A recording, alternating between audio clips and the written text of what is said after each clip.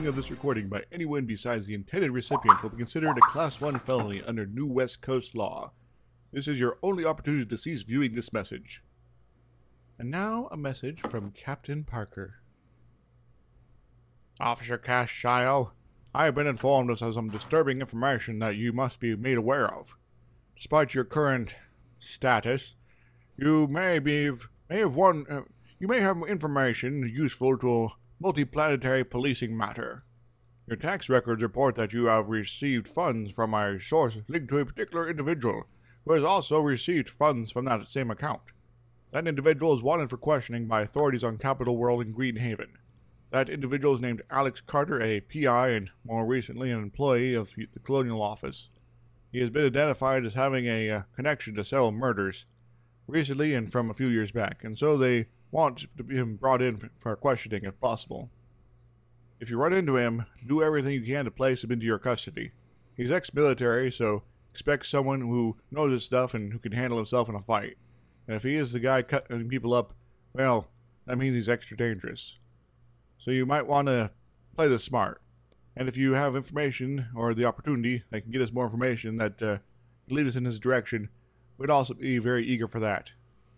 I know we're not on good terms, but if you are able to help out on this, well, I can put in a good word for you regarding your disciplinary issues.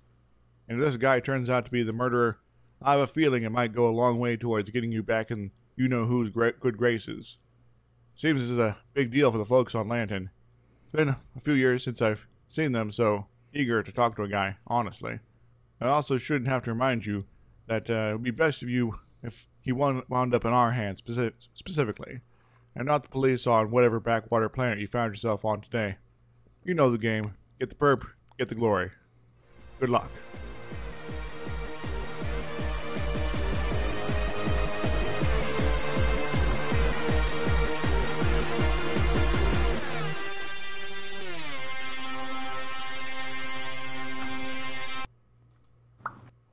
Well, that's the message our friend Cash Sayo got at the end of last session. Thanks, Izixs. Yes, I do have short-term memory loss. well, thank fuck Cash was with me when the last murder happened, is all I'm saying.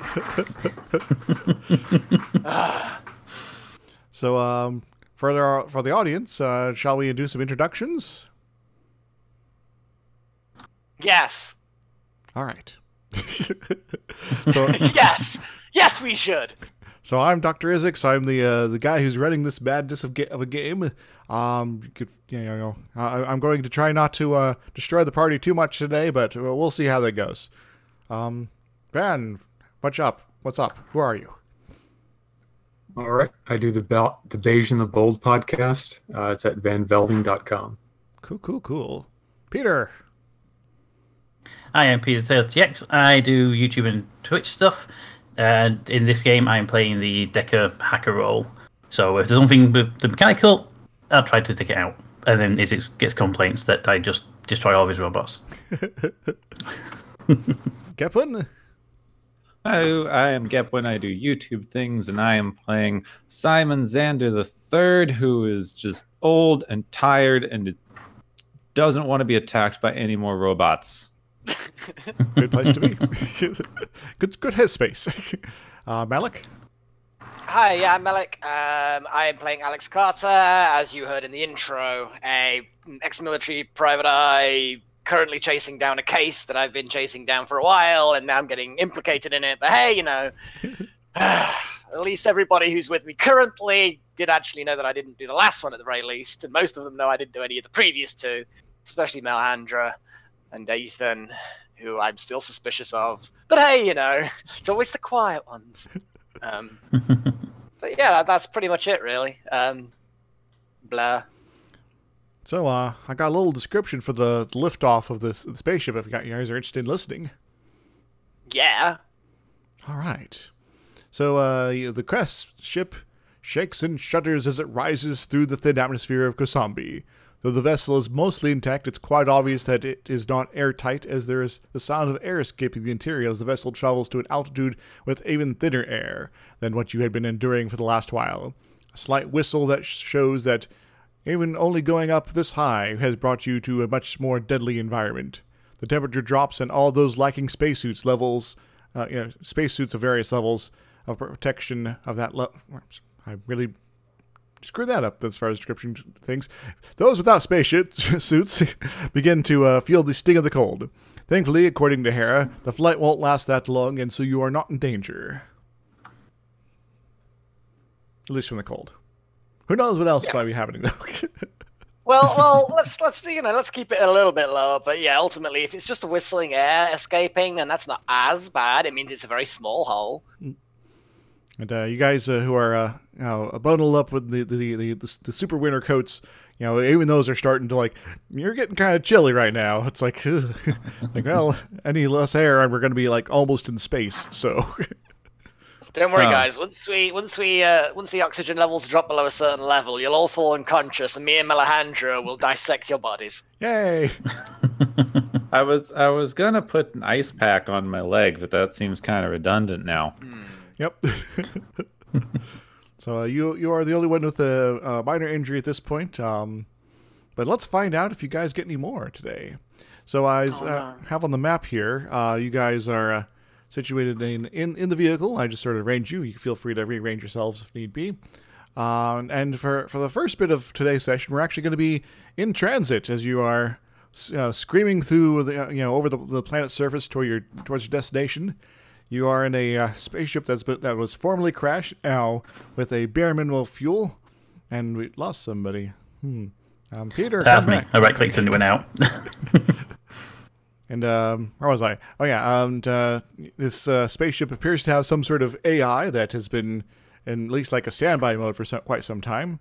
And she speaks up about a few minutes into your trip here and says, "Do you mind if I attempt to make contact with local communication systems? I am eager for information." Please don't. You've been offline for quite some time, and there were some robots who were looking to dismantle you from the looks of it. So I think keeping quiet might be best in everyone's best interest. Explain.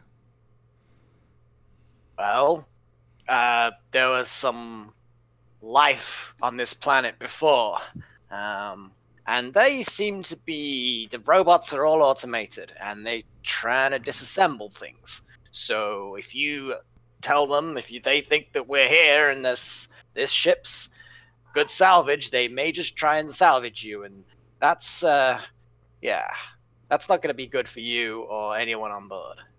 And that's your prerogative, protect yourself and the crew, yeah. Understandable. I think there was misunderstanding that I wish to communicate with a beacon that is identifying itself as Kosambi 1. Izixs, is that the weird clone thing? Yes, that's their base. Yeah, I thought it would. I assumed it would be. I'm going to turn around to everybody and say, what do you think, guys? I mean, the whole reason we're flying this rig not there is so they don't know about it. It would defeat the purpose to communicate with them now. Yeah, I mean, we could have stayed where we were for the other ship that was nearby, but the robots were dealt with anyway. Yeah, they saw us take off, though, from one of those little buses. So. True. That is true. I mean, given that we decided to fly this thing to a group of robots, it's a hell of a time to be sensible now.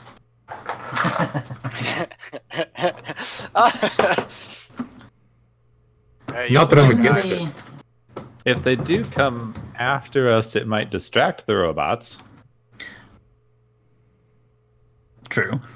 But also, given the nature of this AI, it doesn't know about that base overall. So it's not going to want to abide by any of their regulations and orders. So it should be.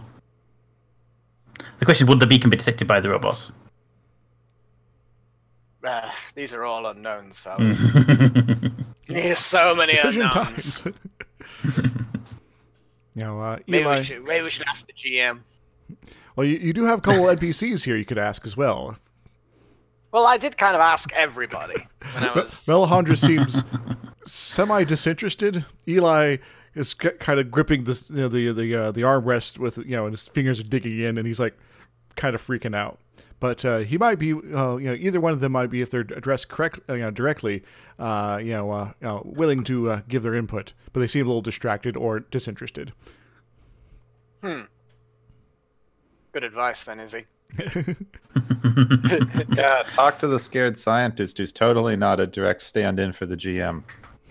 I still think he might be a fucking psychopath, but hey, that's just me.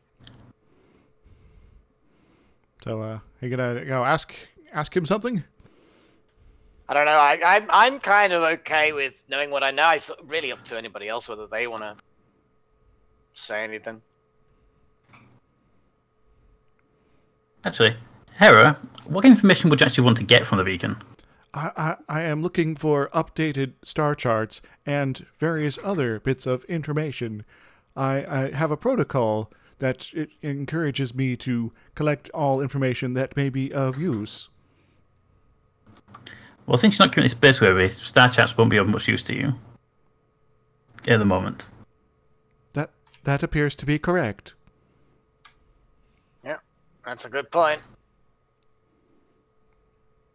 There was another reason, of course, that I feel I should obligate to inform you of.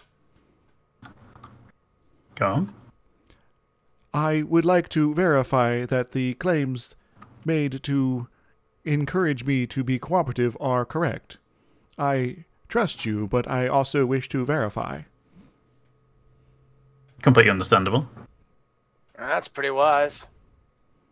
And your resistance to me communicating gives me some doubt. If you can keep the communication brief so that the robots that are after you don't triangulate our location, I have no problem with it personally. I will You've got a ship in orbit, right? Oh, yeah, there is the Cairo in orbit, yes. I'd much rather she talk to the Cairo. I think they'll have more up-to-date star charts. If that's what you want as well, you might as well pick them up. So I can communicate to vessel in orbit. Understood. Shall I do such? Yeah, if you feel like you want to, then go ahead. I've got nothing against it. I'll use tight beam, if possible, to avoid detection by ground-based targets. It's certainly going to be a lot safer than trying to communicate with the ground, given the situation down here. Yeah, go for it, Hera. I'm not going to complain. I'd say tight beam or nothing at all. If we're detected, we could all die. So I will say that's a pretty crap roll, but she comes back with a bit of a communications diagnostics from that, and she believes that she was not. It's unlikely she was detected by anything on the ground.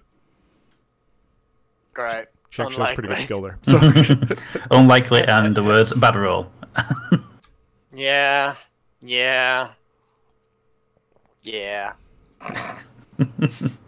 My database is very full in the limited space I have here, and the information I'm collecting is going to further limit me.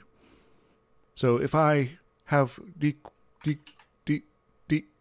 and she just keeps going like that for like 30 seconds. Fair enough. Until she just shuts up. So the only important thing about this rig is the data on it, right? Melandra, kind of snaps back into the conversation. Data, potentially. It was an object of interest to our employer. I mean, yeah, but he doesn't need a centuries-old beat-up junk ship, does he? I do not know if he needs the ship itself or just the equipment upon it. I say we get her to upload the data to the Cairo, and we can just gamble on the hull itself. Well, if we can get enough fuel to get into orbit, enough of us have got suits to be able to survive. Maybe we can find some equipment to patch up the ship. I'm not much of an engineer, but maybe one of you guys would know how to do that. Oh, absolutely not. But I think we should consider that a nice no, to no, have. no. Nope. Great. Either I know how to put on a suit. Melihandra's not going to be much help there. Eli less so. Great. So the closest person we've got to someone who is sort of spacey is me, and it's all entirely the usage of spacey things rather than the maintenance or anything. Great. We're all users, no makers. Yeah. Right. Oh, you do have a robot friend back at base who may have some expertise in some sort of engineering. It's not entirely sure what. And if you were to spill the beans about the ship to the clones, maybe they have expertise. On the other side, we're going to a drone facility that has some kind of self-repair system. Maybe. If only someone could reprogram it to repair a ship. That's a Hey, possibility. maybe they will. So our option is go ahead. that we either ask the clones for help and lose whatever secrecy Melihandra's mission had, or we plan for 4 or 5 of us to hoof it back to the clone base. Is that right? I just don't think Hera's going to want to transmit all of her sensitive information to another ship, but we can always try. We should definitely try that. So you are wishing me to upload all my data to your ship in orbit? Yes, please. Evaluating.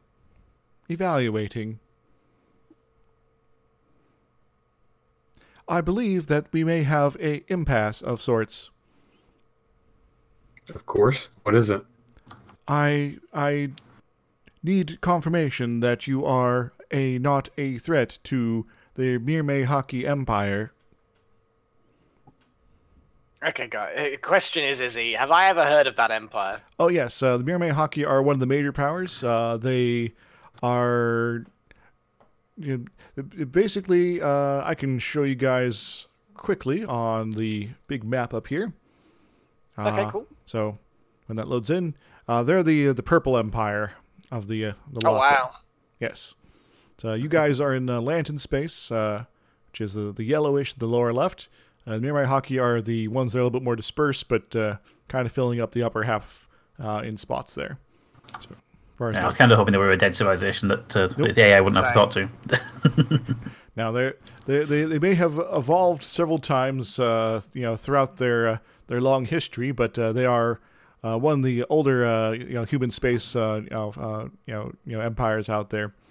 Lantern, and being another one of those, and they're for the most part sort of disengaged from a lot of the other sort of politics in the known galaxy. The most recent exception being their involvement in the Greater Core War, because they were kind of pulled into it along with everybody else. So it's sort of they're been on the isolationist side. They have some weird politics sometimes. They got an emperor who is actually an absolute emperor, but is very hands off most of the time. So. And now, I was involved in some conflicts. Would I have been? Because I would have been on Lantern's side, I'm assuming. Yes. Would that have involved the Mirme Haki? Yes. It was at points a conflict that had very shifting allegiances. There were a couple points where Lantern was working on the same side as Mirme Haki, other times working against them. So it was to say it was sort of a cluster of madness. There is maybe an understatement. And how is the current peace, though? The things have been at peace since the Greater Core War, and Lantern is generally on good terms with Mirme Haki. Okay. So, look, I'm just a police detective. I have a gun. I'm not really a threat to any empire. All right, Next person. Let's go back to the thing here. Yeah, I'll be honest with you here, Hera.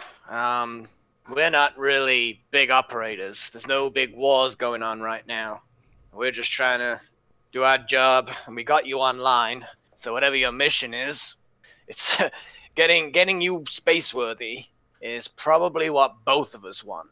So at the moment, yeah, if you dock with the ship and you want to go somewhere else after that, you want to regroup, then well, then cross that bridge when you get to it. But for now, let's get you fueled up and repaired, and we'll talk about that sort of stuff later. I need to verify that there is not current hostilities. I hope you understand. Yeah, go for it. As far as I'm aware, there aren't actual live hostilities, are there? Nope. Nothing you're aware I didn't of. think so. Cool. Unless things have changed very quickly the last day or so. Do we know how the clones actually feel about the Miramahaki Empire? Yeah, I don't think it's ever come up. Because if they don't like them and she connects to the beacon... Then, well, but she's talking to the ship at the moment anyway. She's talking to the ship at the moment anyway. Right. So Hera is going to attempt to communicate again with the Cairo. That's a better communications role there. And she is going to attempt computer operations, and she's actually going to get all. Pretty good roll. She communicates the Turns Cairo's, out, computer, downloads what she needs to get, and she comes back with a. I do not believe there is hostilities between you and the Miramahaki Empire. I will be of service in this case. Cool. I'm just going to nod and be happy with that. Saves me having to try and somehow detach a fucking AI. It's like, I don't think I'd be too good about that. I'd probably get Mal to do that. So is she going to transmit that data or not? Would you like me to transmit data? Yes, please. Transferring. All right, and she comes back a few minutes later with a data transferred. Logs and important information from travels in this vessel are complete. And that's up to the Cairo, yeah? Yeah, assuming the Cairo, let everything in and actually saved it properly. Hey, we got something. So that's a part of Malahandra's mission done, I guess. Mm-hmm. Yeah, if this ship has information that's important to Miramahaki, that's probably what we're looking for. It depends. Is it the ship itself, something about the ship? There's the data and also the AI. So there's three possibilities of what the mission could have been for. Agreed. Information should have been gathered, but the AI and the ship itself is clear. Yeah, the AI seems pretty clever. Mal, know that just sort of uploading the AI to the Cairo is probably not going to work because it's just so much more extensive as far as software, and there's the hardware issue. It's sort of not like mention the sheer amount of data. Yeah, that AIs tend to not necessarily go through properly unless the hardware is basically designed for them to be properly able to operate on it. So that makes sense. Things could get mangled. And Hera's probably going to be very resistant to an upload like that. Anywho, Hera then mentions, I feel I should be obligated to inform you that if you had been determined to be hostile to my, the Miramahakis, interests, I may have to have had to crash to the ship here. Ha ha ha ha ha. I'm glad that was not necessary. I do not like death. That's good. An AI with a sense of humor. Hey, Hera, do you have any cargo? I have presently at least 5 passengers. During your initial flight, did you have any cargo? Not initially, no. There were some supplies moved upon me at some point during the initial flight of the mothership, and as such, for usage in case my landing capabilities were necessary.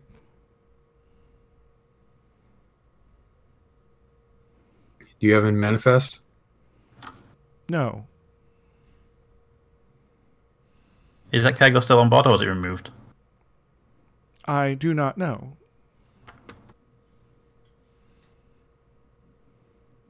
All right. Are your specifications the same for other ships of your class? They should be, yes. What do you mean they should be? I am unaware of any modifications to this vessel's structure. Your hardware and software? The same, yes.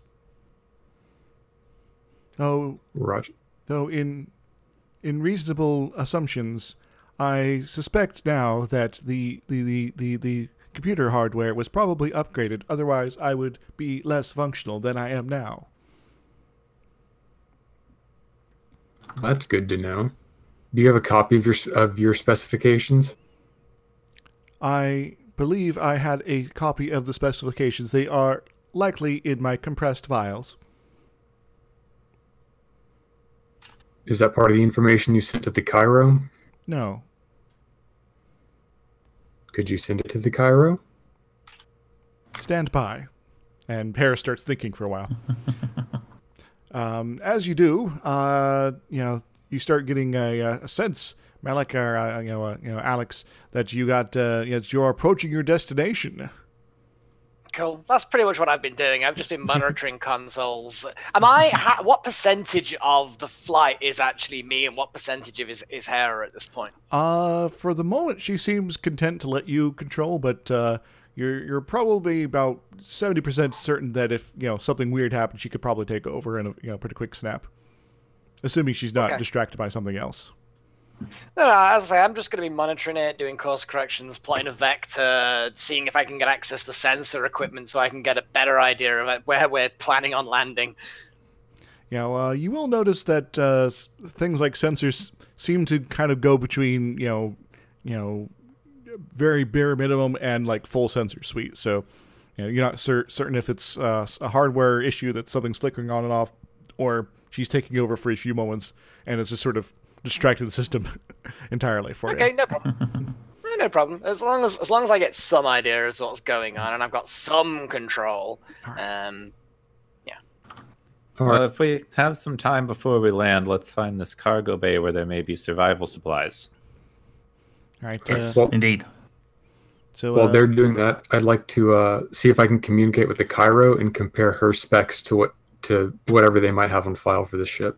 All right. So you can get on the communications. Give me a communications, electronics operations communications roll if you got the skill. If not, I'll look up the defaults. Yeah, I do not. Either way, this is a pretty easy system, and you'll get a +4 to whatever skill yours is. So. All right, I have computer operations. That's it. Electronics repair. Electronics operations. IQ -5 is the base. So a total of -1 to your skill, or to your IQ. So give me a roll.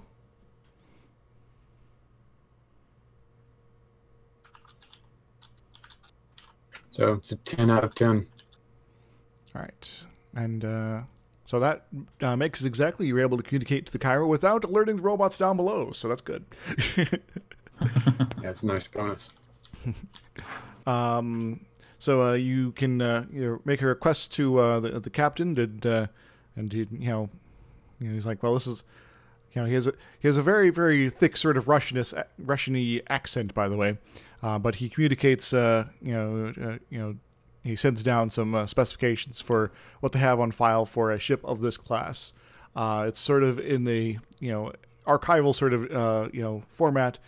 So it's not a complete detailed, schematic or anything like that. It's sort of this is what should be, this is what's, sort of the Wikipedia article as opposed to the, full engineering specs.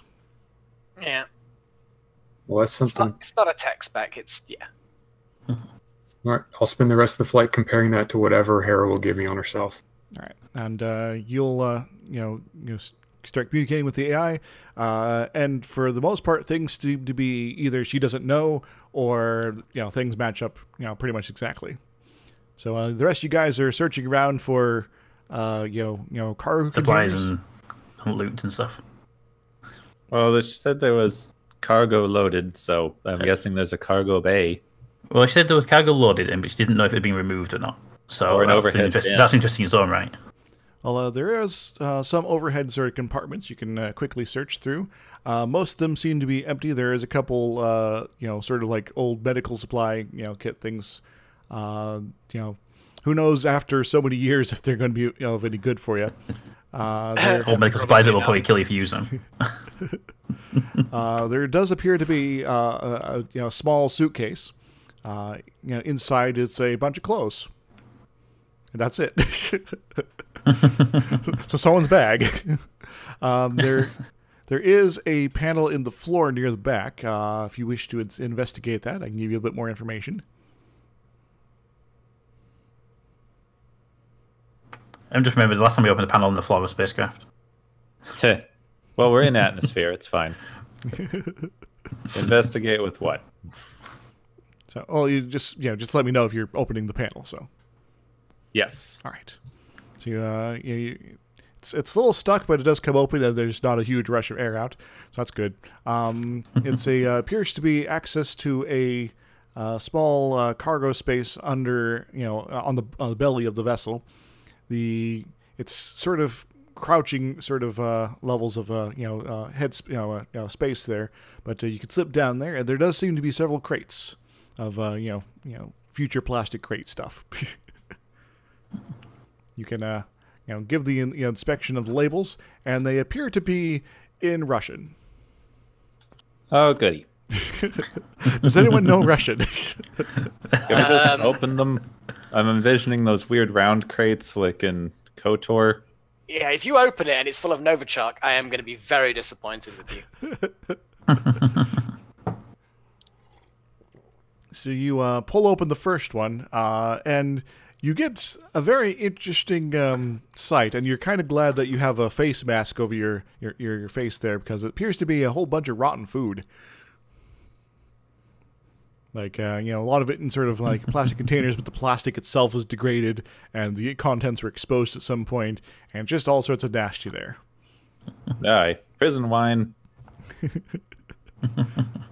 So the second crate is appears to be a collection of spare parts for some sort of something mechanical, perhaps. Spacecraft-like. Third crate has something mechanical. The second crate does. Yeah, but then this is supply parts, so maybe the third crate has whatever this repairs. Yeah. The third crate, which is the last of the trio, of any note, there is one that's open on the corner. Appears to be... where's my notes here? Appears to be... Did I not fill this out properly? Well, let's go with... that wouldn't make any sense in this case. The third one... the third one... Here's a more interesting option than I was thinking of. Appears to be some sort of computer system. And by the way, it's obviously not plugged into anything. It's not powered up. It's completely shut down. It's completely isolated and in parts as well. So it's sort of... Are we talking portable size or not a portable size? Like a partially disassembled rack computer. So like... Okay, so it's not really portable, but you could carry it. So you could lift it, but it's not going to be like a laptop. Yeah, it's something we can maybe use it in the future somewhere else, but we can't carry it with us and use it on the fly. Yes. But if we need to upgrade someone's memory... Or also then they add something we can move, if it's big enough storage. You'll have to investigate that, won't you? Yeah, it's like we need a computer expert. Yeah, so I am, obviously, the moment you said computer stuff, I was like, okay, I'm going to have a look at that stuff. I could assist with some computer stuff. You can let Harry take over the So they fight? obviously... No. Either you look at it or I kick it and see if it turns on. Admittedly, that will fix most stuff, so... Let's leave the computer expert to look at the computer, I think. And then if it's broken, you can give it a kick. That fixes stuff. All Yeah, right, let's have a nosy. Let's see what we got here. So give me a computer operations roll. Yes, that versus a 12. All right. You quickly determine, the things seem to be generally intact. You can, if you plug a power cord into it, you can turn it on, but it is not portable, so it does not take normal cells. It's sort of this is supposed to be installed somewhere. Mm-hmm. Based on what I know about just looking at it, is it going to be something powerful for like maybe the AI, or is it more of a custom unit for certain, like just normal use? It seems to be mostly for normal use. Okay. You will also, given sort of your general knowledge about computers, can also guess that the storage medium on this is probably a little degraded as far as like the actual data on just over time. Even in the future, storage medium does start getting errors on it just from cosmic rays, whatever, sort of knocking around the electrons in the wrong way. So it's probably not going to boot up properly the first time unless you have like a recovery disk. Now this box full of parts, would any of those be a recovery disk? Nope. These all seem to be more of a mechanical nature, like stuff. More like spare parts of a spaceship. Potentially, you don't actually know. I wouldn't know. I wouldn't have a clue. Anybody probably be booting this thing up, or are we stressing the power systems of this ship? Because I want to see what this is if we can find out. So you will probably, suddenly realize that it is a little weird that this thing even has power at this point, given that it's been crashed for so long. The ship is, definitely a relic, and so what's keeping the power going? Yeah, I was more worried about plugging it in and then overloading a circuit and then crashing the whole thing. So yeah, let's not do that just yet. Yeah, that's not a bad idea. Can I see from any of my panels then exactly, is there an engineering panel where I can look at power distribution and get an idea as to what systems it has and also, where the power's coming from? Yeah. You can pull up some information. Apparently there is a set of batteries on board. There's also a small nuclear pile somewhere in the vessel. Very small, and it seems to be good to go, though it's only at 20% power. Is it at 20% because that's all that's needed, or is it 20% because it's not done too well? It's just that old. It's what, sorry? The uranium in it is just decayed to such a point that that's basically as much power as it can give at this point. Old fucking uranium shit. Yeah, God damn. it's a little fusion reactor. Fusion? My god, it's fusing uranium. That's impressive. No, fission. Oh, fission, sorry. I was about to say, fusing uranium would probably take more energy than it produces. It's below the threshold that it sits around carbon, but hey, never mind. Cool, okay. I'm going to accept that the reactor's been sat dormant, probably in zero tower or something to slow the decay. I'm cool with this, although I'm going to be happy to land it, sooner rather than later. Right. Do some maintenance and refueling on it. So I will say probably about this point you start seeing something interesting coming up, ahead, and it's indicating that Hera's indicating that this is approximately the area where she detected the fuel. I got a description if you like. Yes, please. If you're going to begin your descent. You're the GM. You fucking give us a description whether we like it or not. You hold us down screaming as you give us the description. I need to have something for you to talk about while I take a drink real quick. Okay, cool. There we go. As the ship begins its descent, out the front view screen is visible a large complex of alien buildings. In the middle is a massive structure, hundreds of meters tall and capped with an array of strange technology. One of these pieces of technology very much appears to echo the design of the largest of particle beam projectors on the largest of space vessels that make up the capital fleets of several of the powerful nations. And it has a bit of a glow to it as well. Surrounding the main large building, it appears to be a mass of something on the ground. As the ship gets closer to the ground, a keen eye can make out swarms of alien robots, and they appear to be moving about an extensive field of assorted materials of an industrial nature. What more, there appears to be a few of these piles of rubble and materials actually piled together, almost like a structure. Outside the field of robots are several small towers. None of them are actually very small, but they are tiny compared to the central building. One of the nearest to the main structure has what appears to be a small blue tent on the side, an oxygen tent of a very human design. Interesting. Hmm. So it suggests that A, there's a human out there and not one of these weird aliens, and that they're getting the robots to build something huge. That would be my theory. Anybody else got any obvious flaws with that theory? It's not a particularly complex theory, but isn't this also the complex where the laser is coming from? Because that was where the robots were, wasn't it? That's what the clones back at Kusama Base mentioned, that there was about the same time the robots started showing up, a particle beam at this facility seemed to be activating.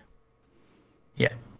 So I would think that maybe whether this person or people are that's in this facility, the beam will have something to do with that as well.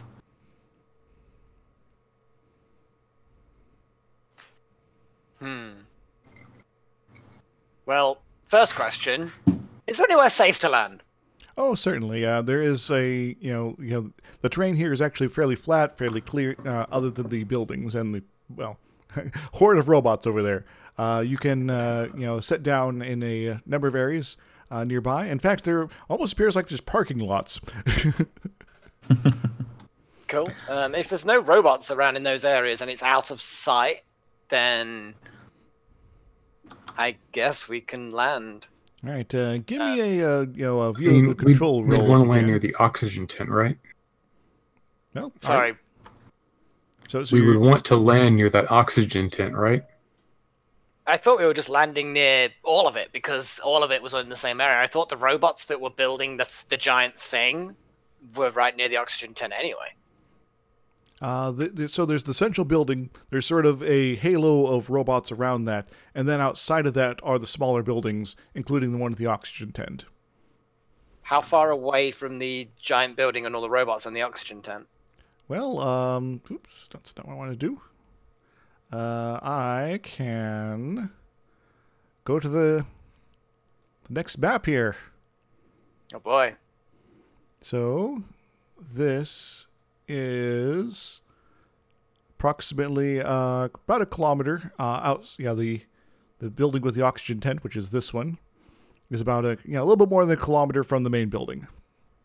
So basically, yeah, we can't. I thought that the tent and the building were pretty much in the same place, but yeah, that's divided by robots. Yeah, I think we should need to have a look at the oxygen tent. You're right, guys. So, sort of make a attempt to. I thought I'd set it down. Yeah, I'll set it down. If it's somewhere out of line of sight of the tent, then that would be better. But yeah, otherwise, yeah, certainly within rushing distance of the tent.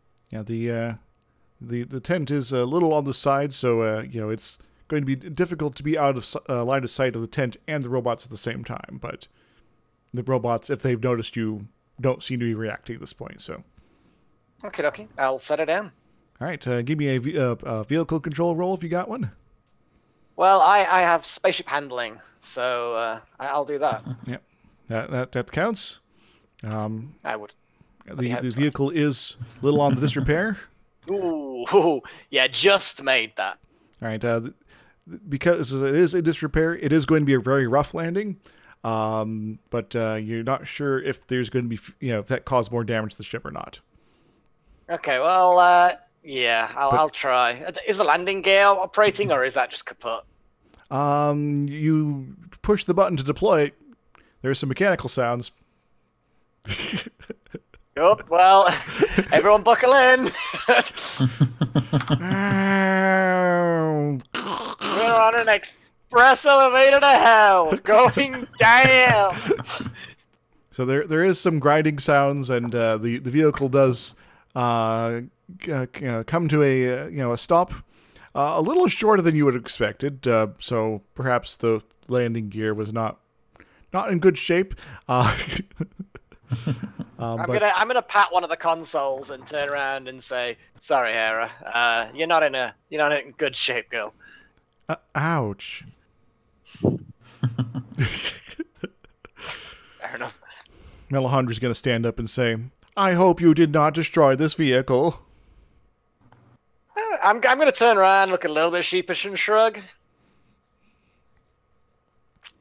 And she is anything on the damage report systems? Because if Hera can go ouch, I'm assuming that she can detect damage. So, anything new on the flashy blinky lights? it's a little hard to figure out what's new exactly, but there is a few things that seem to be indicating stress fractures. Great. Even if we could seal the hull on this ship to make it space-worthy, I don't think that it could handle the pressure differential. Well, it's pretty low pressure already here, so it might be more of a going, as opposed to like going from one Earth atmosphere to zero, like going from half to zero. Fair enough. But I mean, if you're in space, it doesn't matter anyway. Just leave it vented. Yeah. When you're flying back. So anyway, Melihandra goes to the exit, she opens it up, and hops on out. Cool. I'm going to tell Hera that we're going to see if we can find us some more fuel. Is there a frequency we can contact her on? Can we hook up communications in case some robots discover her and we need to come back and stop them disassembling her? Yeah, she offers you a communication protocol, so it's an older code, but it works. Excellent. Cool. We'll connect that in, and gonna head out. All right. So you heading to the oxygen tank? Follow that robot. Or, tent? Yeah, I'm gonna try and be a little bit, not like stomp, stomp, stomp, stomp. Hey, guy! That would be not a good way of doing this. We did just land a spaceship not far from it, and we're gonna hear that coming in. And a giant murder bot just jumped out. Yeah. You all make very good points. Fuck stealth. Let's just, let's head in, see what's going on. I mean, we landed near the tent. If we landed far away and walked us in, that'd have been a different matter. So let's, if you're trying to be cautious, let's go ahead and roll me some stealth rolls if you got them. I've given up on the concept. I think my companions have made some very sensible points that I've just crash landed a ship next to a tent. Sneaking out's probably a bit redundant right now. Fair enough. So you cautiously move up to the little oxygen tank, tent. Sorry, I keep saying tank. It is very much attached to the exterior of the building, so it's actually like connected and sealed in, and it has a little airlock thing at the front of it that one person can go through at a time. So it's fairly efficient sort of design. It's similar to your own Melek's, your own little shelter there. Survival module thing, yeah. Yeah. So everybody can easily fit inside of it, but it's not going to be too roomy for everyone. So. Okay. Well, I'm going to get my sonic stun pistol out in case I need it. I'm going to have my heavy laser ready in case things go even worse. And then, I'm going to head on in. All right. So who goes first? It's one person at a time. Should we knock? Is it just one person at a time? There's room for one person to go through the airlock system at a time. Yeah. If there's any intercom type thing, then sure, I guess. Other than that, I'm going to say there is not. Okay, I'm just going to go in first. All right. I'll follow him. All right. So now Alex Carter goes into the tent first, and there's nobody inside.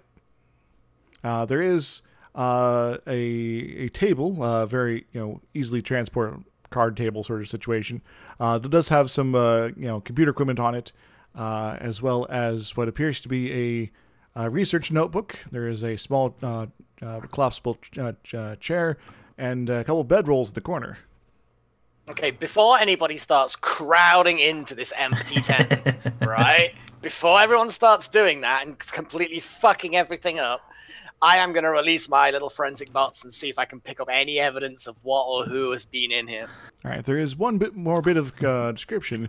There is another door out of this tent here that appears to be leading into the building. Okay, cool. Alright. We will have a look at that in a moment. But yeah, let me get my forensic bots before everyone pollutes this whole thing. It's going to be a little bit polluted with me being in here, but at least I'm not kind of breathing the air. Yeah. Um, go ahead and give me the I'm going roll. to call Mal in. And I'm going to go through that door. So I'll do my forensic roll now. All right. Okay. Yeah, let him forensic, then Mel can computer, and I'll read the notebook. Okay. Yeah. Yeah, that sounds good. This is yeah. And Cash, you're While going the two with the through guns go into the door. And Cash, you're going through the second door there. Correct. All right. So we'll handle you last, but we'll do everyone else real quick. As reading the notebook will be a little more involved, but first the little robots. Okay. And I will definitely be sharing some of this info with you, Cash, since you're in law enforcement. You might know a little bit about this sort of stuff. I can't remember. What do I get for those things? Shit. One second, guys. Sorry. Yes, it's +3. Whoa! Even without the bots, that was a damn good roll. All right. Even before you're halfway done, going through everything here, other folks are starting to file in. Your robots start reporting that the only indications of human habitation here appear to match the genetic markers present in some of the. Do they ever actually properly scan that area? Yeah, scan them.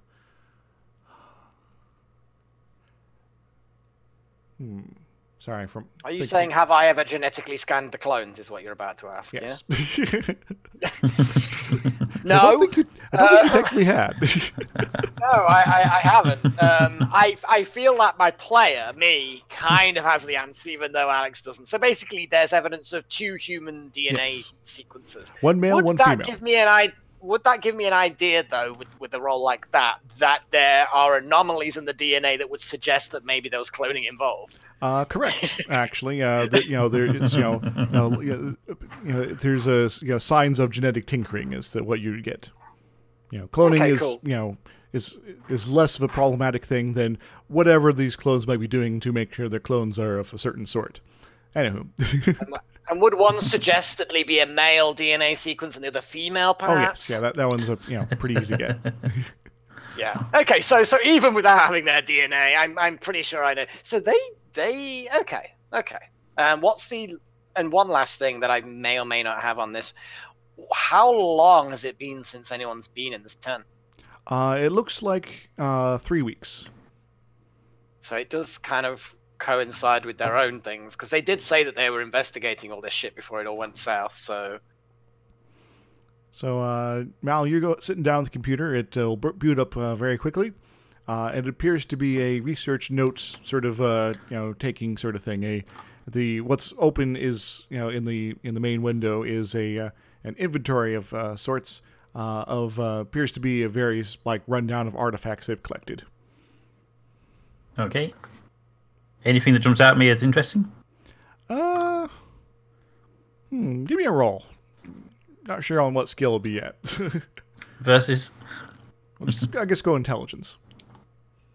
That would be a pass just. All right. You will spot that they have a couple interesting things. A couple of them seem to be robotic parts. One of the items appears to be a communication device. That they apparently you're not seeing any of this stuff in the tent here. This is just sort of it's like acquired. Similar to what they found in the or inspected, inside, basically. Yeah, something that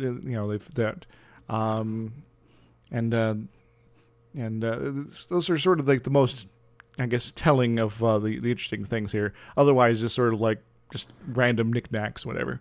It's like piece of pipe and corroded, this, that, the other thing.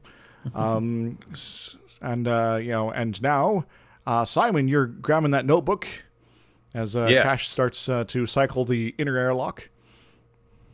And you paging through it, you'll notice that it's sort of a daily rundown sort of thing, which is a little quaint, because even this far future period that someone would actually be using an actual physical notebook is a little strange, but does kind of give you a good vibe, perhaps. Yes, no more computers.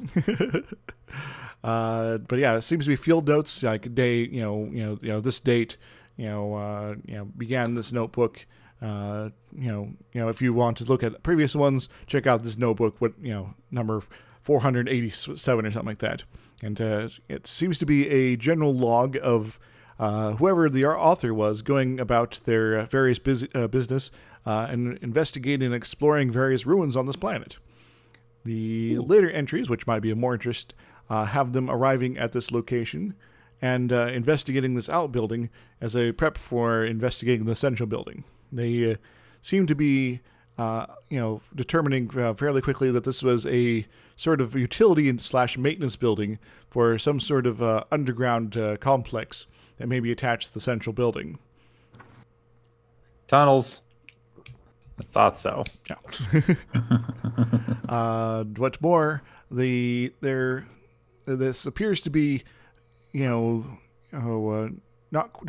sort of like a cooling tower, but a sort of a necessary piece of a larger system of some sort.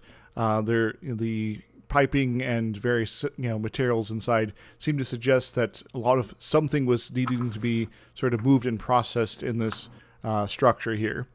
So it could be something related to like a fusion reactor. It could be something related to waste processing. You're not entirely sure. And neither were they. They were still sort of investigating things when the log ends. All right. So the most recent entry is just investigating thingamabob? Pretty much, yeah. So this is sort of a, it's like they don't have any conclusions yet, but this is sort of their initial impressions of this location. When was the most recent entry? About 3 weeks ago. Does the entry say?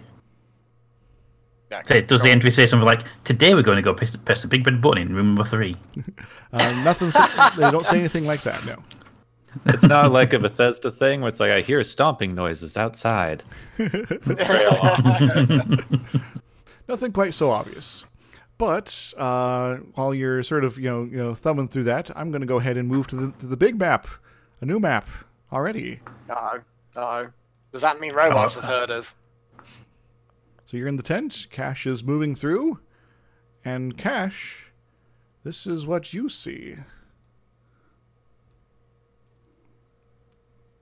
Ooh. Yes.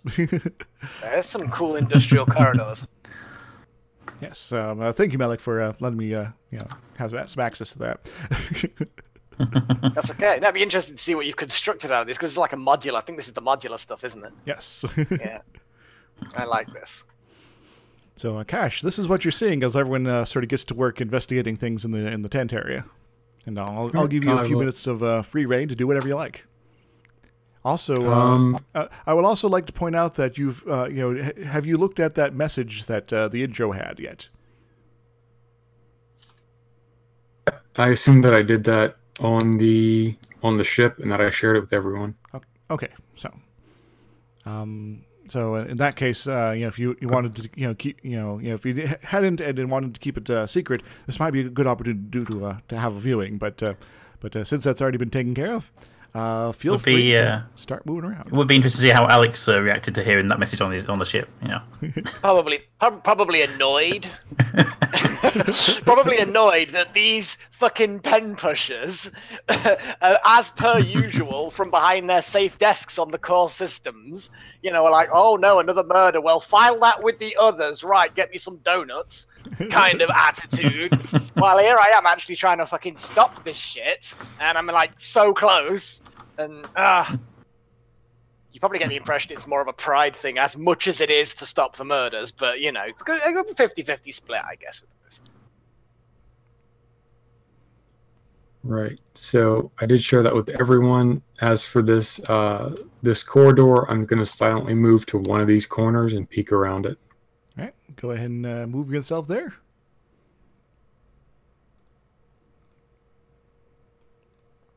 All right. And go ahead and reveal some more stuffs. I really need to get like the full paid version of this, don't I? I'm actually looking the other way. Sorry. Oh, yeah. That's going to give me the best cover for the best line of sight. So this is sort of what you can see at this moment. You know how Say OK's icon has got like a furry critter on it? As you revealed the map, my eyes looked down and immediately saw an icon with a weird monster face on it. And I'm like, oh no, it's just... it was literally positioned at the end of the corridor, and I'm like, It's a Bigfoot. It is. So anyway, sorry, yes, carry on. All right. So if I look right and that corridor seems clear, I'm going to look to the left the other way, and that one's clear as well. Seems to be yes. Can I hear anything? Give me a perception roll.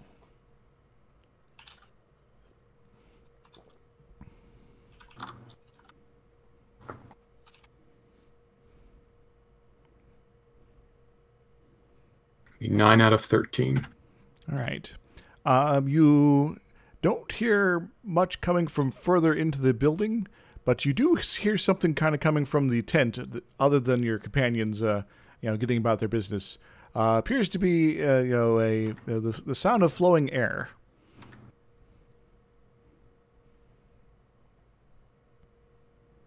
All right. Am I in radio contact with them?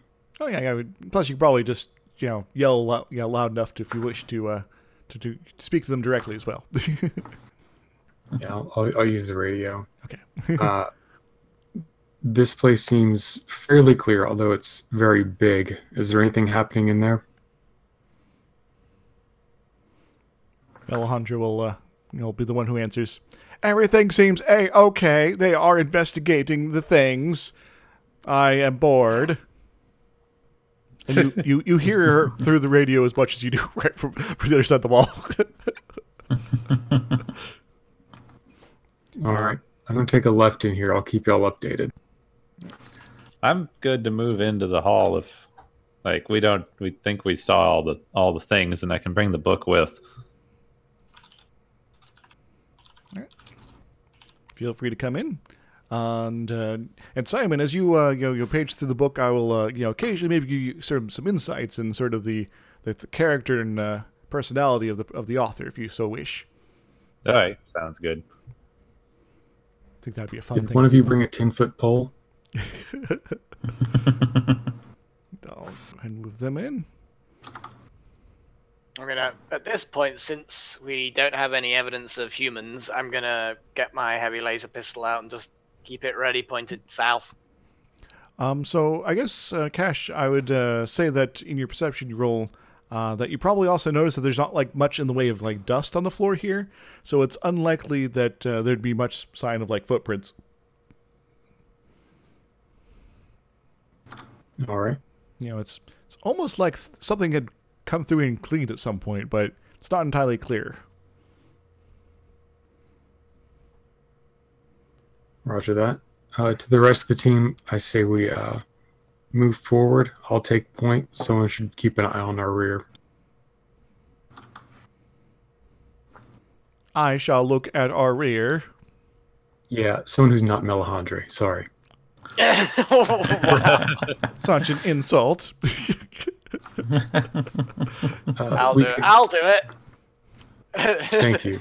The suspected serial killer will do it. So we're just in the building. We didn't go down Nope. below ground or nothing. Well, there is a couple steps down, but not super deep at all.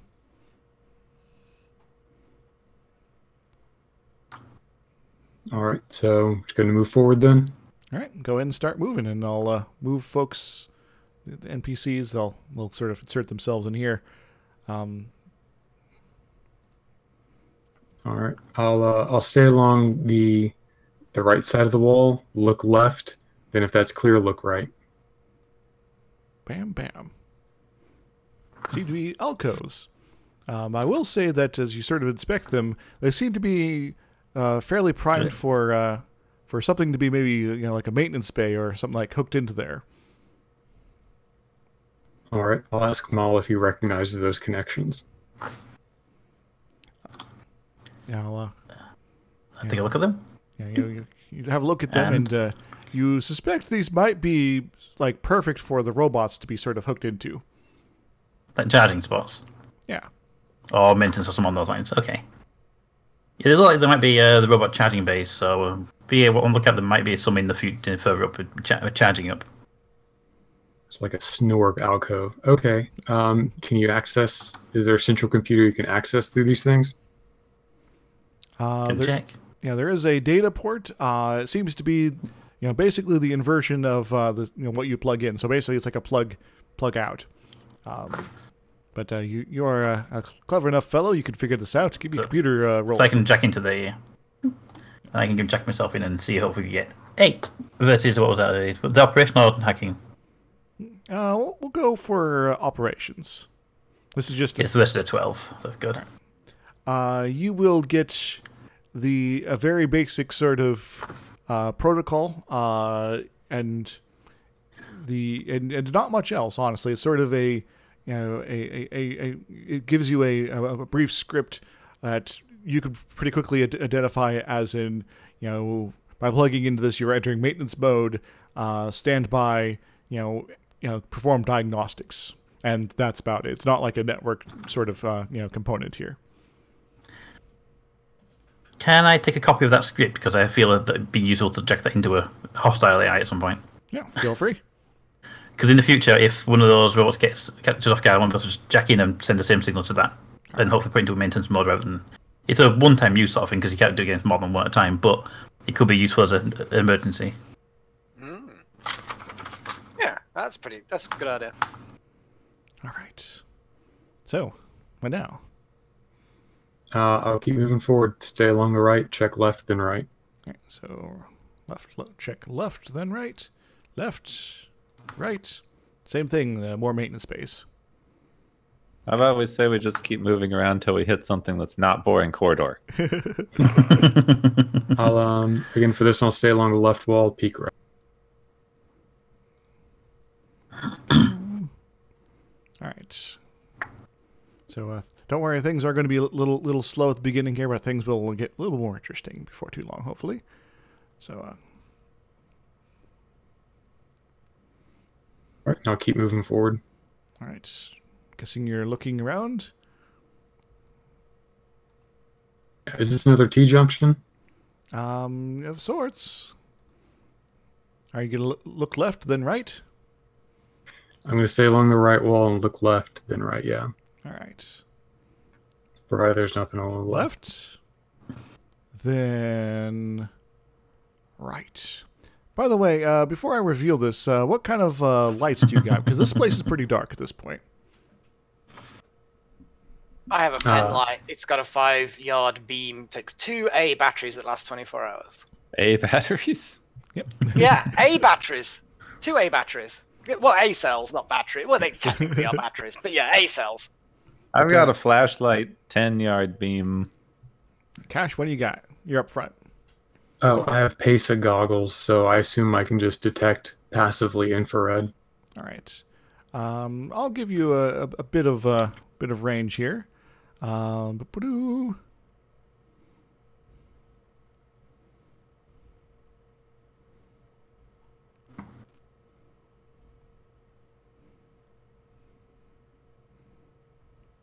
So that's what you sees.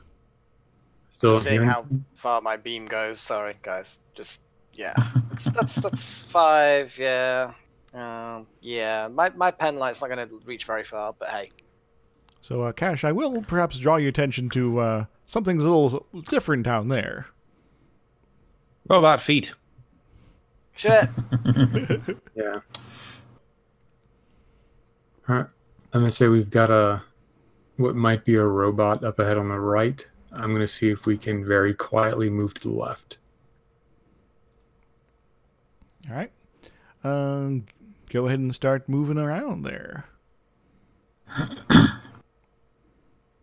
I'm going to keep my eyes on the robot until I reach this corner. I'll keep an eye on it just in case as well. As I move back, I'm going to peek around this corner. All right. This corridor seems to be a lot less features on it, and it seems to go on for a while. This is about as far as you can sort of make things out clearly. By the way, I'm going to let everyone know. So as you sort of traveling around here, I want to sort of note that the walls and structures and things like that are very much, very industrial feel. Overhead, there's lots of piping, lots of cables and things like that. Some of them seem in disrepair. Some of them seem perfectly intact. So there's sort of a lot of stuff going on here, as far as this beyond just sort of what you're seeing on the map. Yeah. Mal, you want to go hack a sleeping robot? If it's sleeping, better have to get a nosy at it. But I want to move over to sort of here and just peek down this corridor or whatever this thing is in the corner before we go too far down. All right. You'll see something approximately that. Excellent. Yeah. Let's make sure this robot is actually sleeping and it's not going to cause us an issue. So I'm going to sneak down to that one. I'm guessing it's just a little... Oh, yeah, I was about to say I'm going to poke the NPCs. About this point, Simon, Eli kind of leans over to you and says, "I'm like really scared. Any advice?" Stay in the middle or decide to guard the ship? I'd be good with guarding the ship. If that's okay. No. We don't want to leave anybody alone. You never know if a horde of robots might come in and try and disassemble them, try and figure out what you're made of. I'd rather that they disassemble a person while warning us about an attack on our only way out of here. I'd also rather not have someone who I think is a serial killer on their own. I'm not saying that out loud in character. Would you I'm just rather have saying... a person who you think is a serial killer in the middle of a crowd of people? Yes, I would. Because It just seems that serial killers have pretty low body counts against starships. Yeah. You kind of need other people around to serial kill. I mean, sure, if we get abandoned here because his like weird fucking serial killer alternative personality decides to fly off, then fine. I mean, that's down on you guys. I mean, we'll die with the satisfaction that he probably crashed when he tried to land. But what about the case? I want to solve the case, not for them to all dry up. The murder's dried up once. I don't want that to happen again. I would also like to point out that the ship, the crashed ship, has very limited fuel, so it would not be able to make orbit, and operational range is probably in the tens of kilometers. So, assuming someone would take it and then land it successfully, it would be sort of it's still within walking distance technically. Fine, okay, you can bugger off back to the ship. All right. Any objections? Negative. Nope. All right. He'll cautiously kind of sneak back to the ship, and we'll go hide there for a while. When he's like en route, radio Hera and tell her not to take off until we get back. Understood. I would not want to be leaving anyone behind. Thank you, Hera. Melandra seems much less scared than Eli is. She probably seems more bored. So, Simon's here, exploring the ancient ruins of a long dead civilization, and then, it's very fascinating to you, potentially. And then Melandra's right next to you, is like, okay. All right.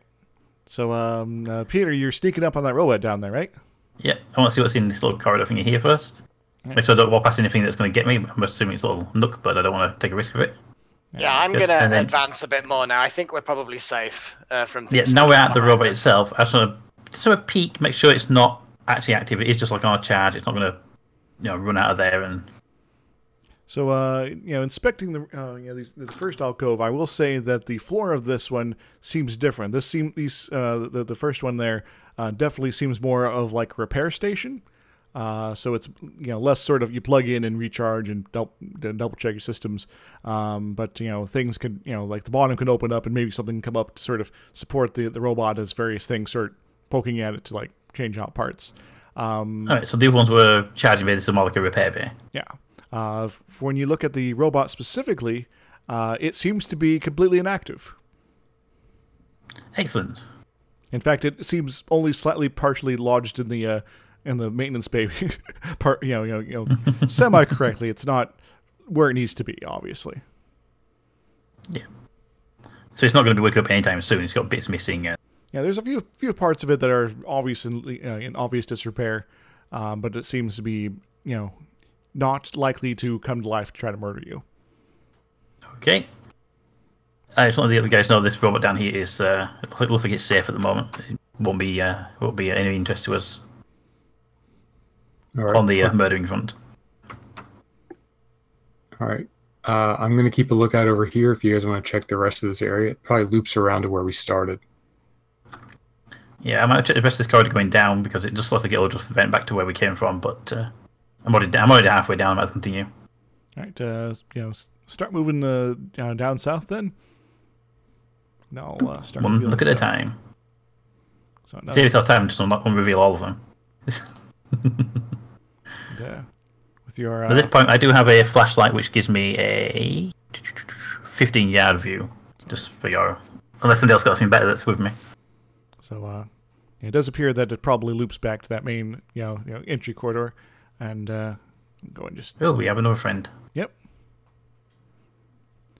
As you get closer to the second one, it seems in better shape than the first one, but it does seem to be still inactive.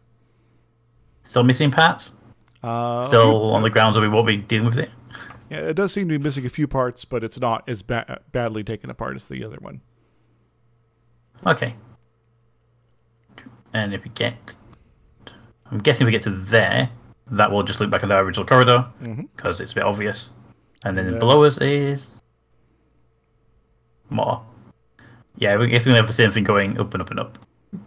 Maybe. There's a narrower thing to the side, though. You know that? It's a narrower thing. Get a peek in? Yep. Yeah, that's narrower. Yeah. For this tunnel to the right, the overhead stuff does seem to be a bit more intense. The ceiling's lower, and it seems more of a it's sort of like going into the guts of this big machine sort of feel here. And, okay. And Simon, you peeking around the corner? Yeah, peek around the corner. All right, let's go in the interesting little corridor. All right. It does open up a bit off this way, so. Okay, I am gonna carefully. How high up is the corridor that I've just moved into? Give me a moment. Trying to Do I grab have to duck or anything? You will be able to stand upright, but it is very, very close to not letting you. Melek will have to duck a little bit, but the rest of you guys should be fine. I am just warning that we are all down the south, and Cash is at the top by himself right now. Yeah. So, Cash, what you doing?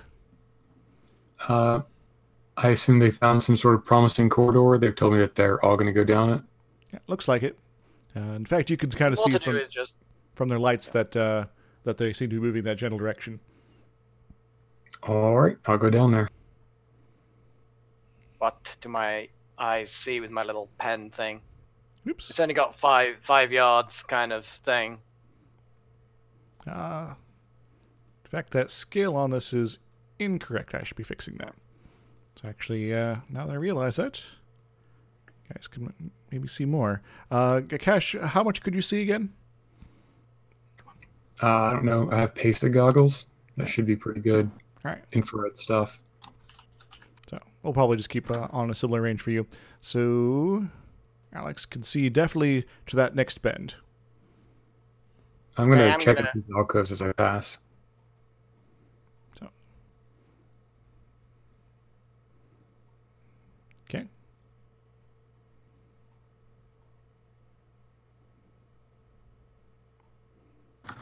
All right, I'll get down there.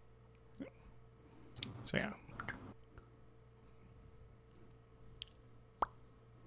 As Cash is catching up, I'm gonna, hand gesture for people to follow, and I'm gonna go to there and have a little look around with my 15-foot penned torch. You know what? I'm gonna ask if I can just grab the flashlight that's got a bit better spread since I'm in front now.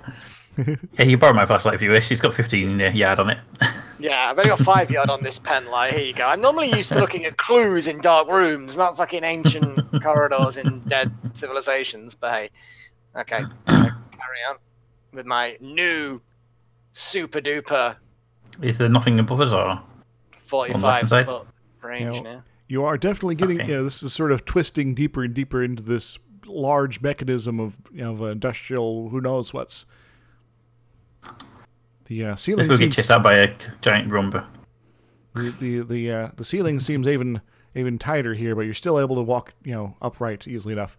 Poor Melihandra's bending down. She seems more annoyed. She's always in a perpetual state of being annoyed. So around the next corridor, that was 15 meters, right? 15 yards. yards. 15 yards, which is basically 45 foot. Yeah, I'm just sort of equating meters to yards most of the time here. So at the very edge of your viewing there, you can see a bit of debris. Apparently, is partially blocking that. There is a intersection here, and apparently a more wide space here. But you can also make out a bit of debris on the upper portion. As you get here, yeah, you can definitely see the debris. And this seems to be blocking off that way north entirely. Down south, you can also see another robot. Is it moving? It does not appear to be moving. It's also a different model than what you've seen so far. This one seems a little bit more militarized, you could say. Oh shit! So now we all fall back rapidly. Yeah, I'm gonna like do the whole fist in the air gesture for everyone to stop and turn around and see Mal there, and I'm gonna very very quietly over the comms, because I'm in a suit. Mention that there looks like there's some kind of military robot up ahead, and it's not moving at all. Doesn't look powered up or anything. No, it seems completely inactive at the moment. Okay. Well, I'm going to train my heavy pistol at it, and I'm going to just walk out quietly and just keep an eye on it. All right. Nothing seems to happen. Wow, I failed badly on that. Sleep mode, continue. Yeah.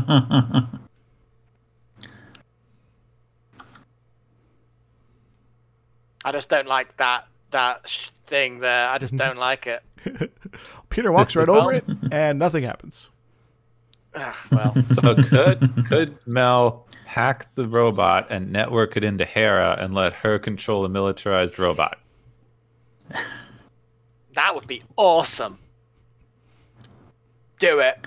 I don't care. I don't care how bad of an idea this is. Just do it. It'd be hilarious. I want laser pistols aimed on this thing. Okay, I will happily be one of those heavy laser pistol people. Because in the event this fails, I want to make sure it dies fast.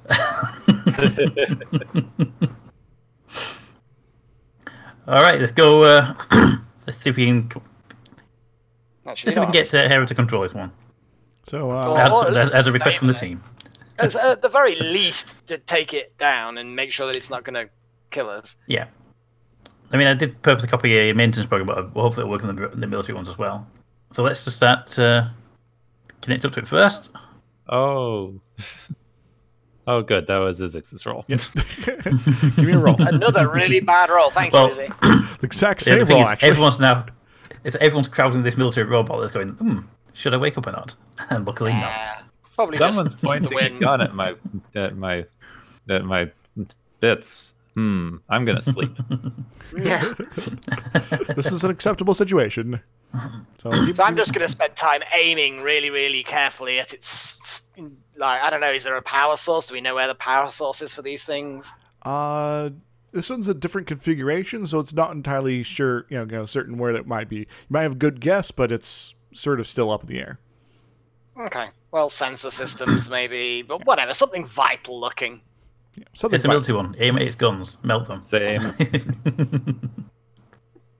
So okay, let's go. You're all pointing your guns at it, all readied up, getting full bonuses. I'm still watching our 6. All right. Give me that roll, Mal. And that was a fail. All right. You plug in. You attempt to look into its systems, and it does not wake up, but you also don't get anywhere. Excellent. In fact, you get barely more than the base protocol of, you're plugged into something, here's the basic hardware handshake, and then nothing. And then reach into the and go, oh yeah, the adapter. And I'll try it a second time, and because I always try twice if I fail once. And that failed even worse, so let's not try to hack this robot. Alright, get the exact same situation. Yeah. Yeah, this one's not hackable. The good news is, it doesn't seem to be coming to life and trying to murder you all. That is a good news. That is good news. So, you managed to survive the robot that's not moving. What now? I think it's fair to say we survived 3 robots that are not moving so far. Well, this one seems to actually not be in pieces, so... Yeah, this one's actually capable of moving, but the others was... I'm taking them as credit, right? I think this one's completely harmless. I'm going to carry on. Yeah, off we go. It's alright, the person coming up the rear will have to deal with it. Gonna have a little peek down these north and south corridors. I'm going to assume up is north. Alright, so, yeah. Good assumption there. So, 2, 2, 4, 6, 8, 10, 12, 13. So you can see pretty much to the end of this, looks like.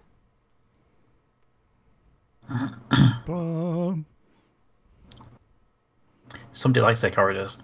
And down to the south, you can see all the way down here. Oh, there's something really big and nasty down there. Bugger. Okay, I'm going to very, very, very quietly but rapidly just slip across the gap. But I'm a little glance ahead. But either way, I'm not going to keep... You know, I'm just going to keep an eye on that as much as possible. But I figure if 2 of us are on the edges, we can both start letting rip with lots of cover. If need be.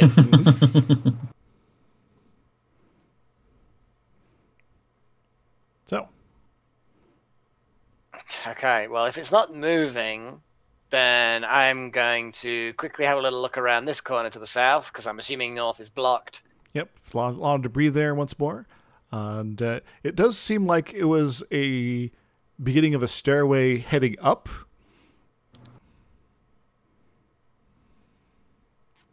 Okay, so that just comes around there. Oh, that looks like a much better approach. So I will say that this hallway, like this stuff back here that you just gone through, is very low sort of ceiling situation, while the stuff out here is much higher ceilings. Well, is there any reason why we would want to go that way? That's the question. We can't really see. Well, there's a very interesting corridor to the north. Let's put it that way. Yeah, the corridor to the And north. and there's something quite compelling to not go to the south. I agree. I agree.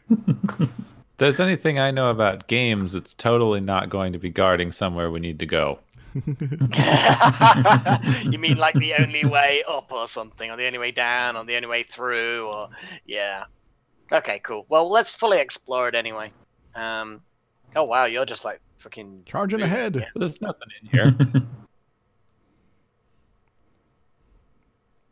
So I'll move our NPCs up. So far, I will have to sort of say that this place seems fairly inactive overall. So it's very, very tomb-like in a way.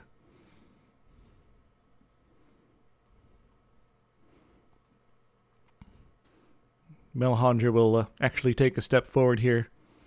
Looks over to the side. Yeah. Keeps going. Because Okay. her boredom's kind of gotten to the point. She looks over here, looks back to you guys and shrugs. I think this is nothing then. So as you're passing through things, you can see this. It's another sort of blocked off area down there. It's a small step down, but it is a, seems to be what used to be maybe a room, maybe it went somewhere, but it's definitely blocked off. A bunch of debris from higher levels has fallen through and, torn things up. As far as up here goes, it goes here, here, and I forgot to put the thing down, but it ends in a doorway over here. And I will also say that the doorway has on the side of it a panel with a small light on it. Ooh. Is there a triangle symbol on the door? No. Okay. Does the panel look alien tech? It's all still alien tech? Oh, yeah, this is all still alien tech. Cool. I'm going to let someone who, you know, knows about hacking to try and open the door. Unless it's like looks like a simple switch. That's the thing. Does it look like a mechanical lock or an electronic lock? Because I can do electronics, but I don't do mechanics very well. So, Gepwin, you're rolling for something, aren't you? I was willing to see if I pushed a button. Yes. Well, do you? No. Okay. Disappointing. All right. So as you get closer to the door, you will notice that the panel there with the light on it appears to be something with a number of buttons on it.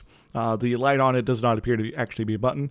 There is also what looks to be a small, like, little speaker port on it too. Oh. So it's a combination of lock with a buzzer. Okay, well, I know how to do security stuff to a point. Actually, then again, we should just let the hacker try and get it open, really.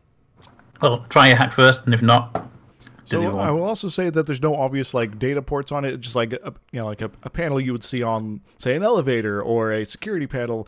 They're not going to be having like, here's where you plug your thing in to do it. So if you're going to be trying to hack it at all, you're going to have to attempt to open it up. Which I'm hoping my electronic toolkit and my electronic operations surveillance will let me do stuff like that. All right, go ahead and give me a roll. If he's doing electronics operation surveillance, can I assist him with that since I have electronics operation surveillance and electronics operation security? Maybe, I don't know. What would be appropriate here is I'm not super wanting to reveal, but go ahead and give me a roll, both of you. Okay. Oh, additional roll or that one? I just did. All right.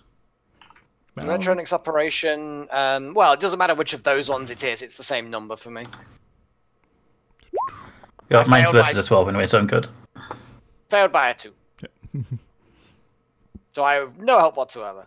All right, so Peter, you pop the panel open.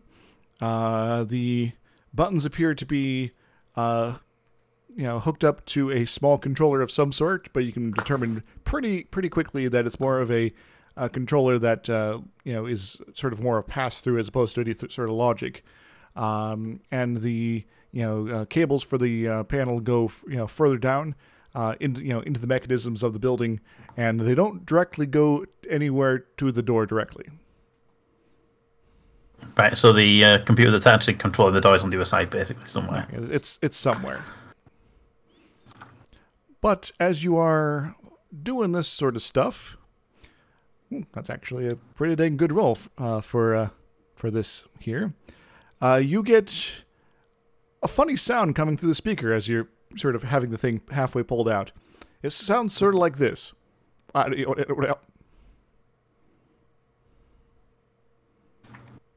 Cool. Where So- there's fish people behind there. So there's two possibilities. Either alien language or we broke the speaker. Does my translator program thingy that I got from the clones translate that, or does it just do text-based It just does translations? Damn it, I was hoping. Simon, do you have any appropriate skills that may be able to Failed my archaeology by 1.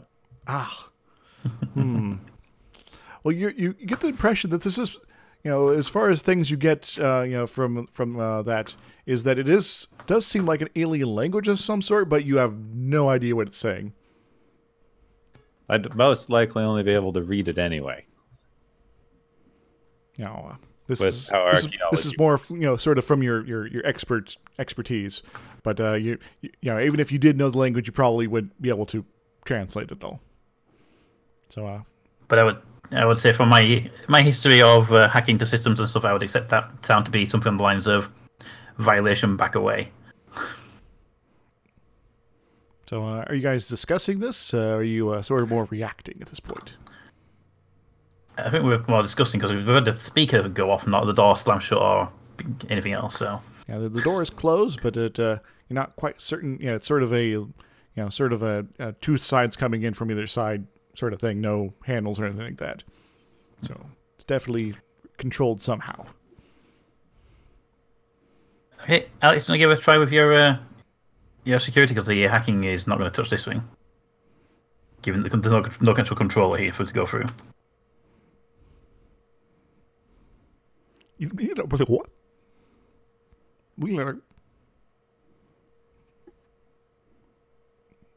what? Okay, so the message has changed then. So is it got an obvious intercom type button? Oh, there are several buttons. You don't know what they do. They're just color coded. Hmm. I'm still not pushing buttons. You know what I do.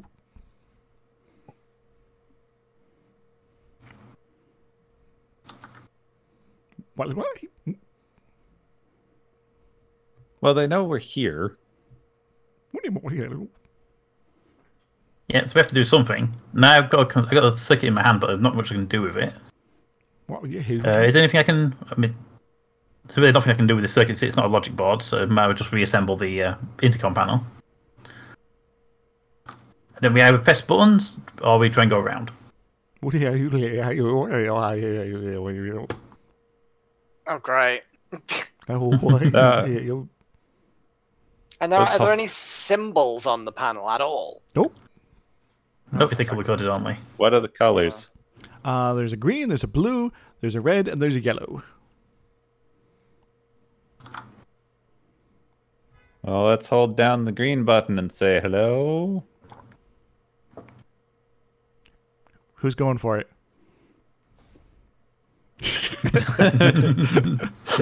If he's pressing buttons, I'm hiding. Gepwin, go impulsive! Yay!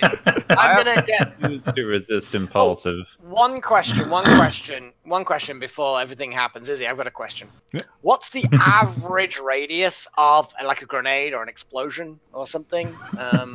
If I stand back here, is that likely to be out of range of a basic explosive? Just curious, you know. First off, do you have such a thing? And No. two, I have to Your look at. confidence is reassuring. I'll have my pistol ready, but I might switch to my my sonic stun pistol now. So is Simon pushing the button? Yes. So Do it. the green button, correct? Yep. All right, you push the green button, and then what do? I hold it down and say hello. Hello. Oh wow, okay. I'll hold it down again and say testing.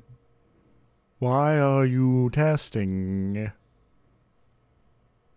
Do you speak English? I have collected database for such. I think you got an AI.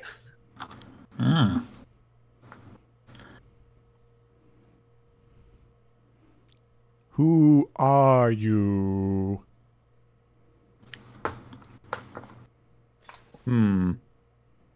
Should we be honest or pretend to be a maintenance team?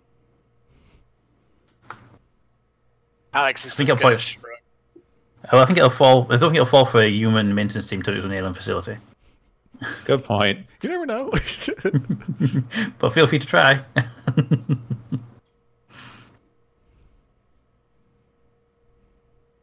I'm not good at lying, so... If it knows English, then it might know of something outside of the people who built it. We can just say we're here for fuel. Yeah, it's not a lie technically. I am Simon Ignatius Xander III, and I have come to explore this facility for scientific interest. Interesting. I will consider your request for access. Consideration complete. Who is a Simon? Xander, Xavier. Yeah, he actually does get your name wrong.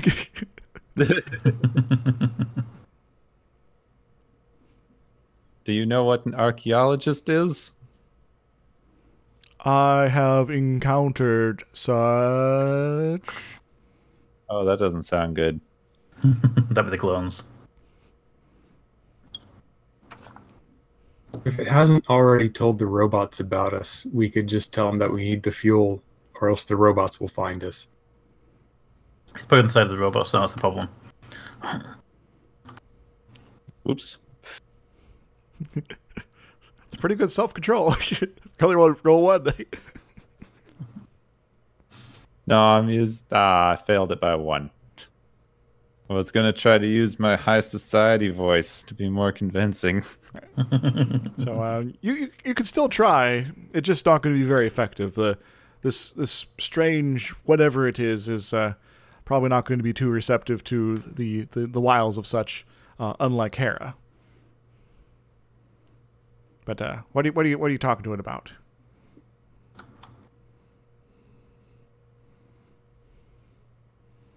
For the good of scientific interest, I would request access through this door.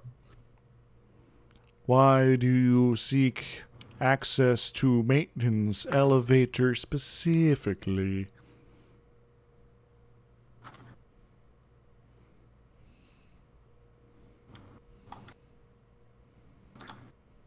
If we could learn how cultures maintenance themselves. Maintenance. Interesting you should say that. You are in maintenance control processing number 1. If that is the information you need, then you now have it.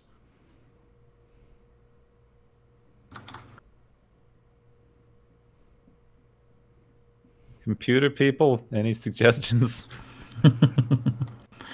So, The computer people tend to hack directly. They tend not to ask questions too much of the computers. So I will point out that the actual physical hardware for whatever this possibly AI is obviously not here. It's communicating you very remotely, and all you'd be able to do here is basically voice communication. So it's unlikely the direct computer hacking would be much use here. So this is actually the AI is usually in the central towers with remote control.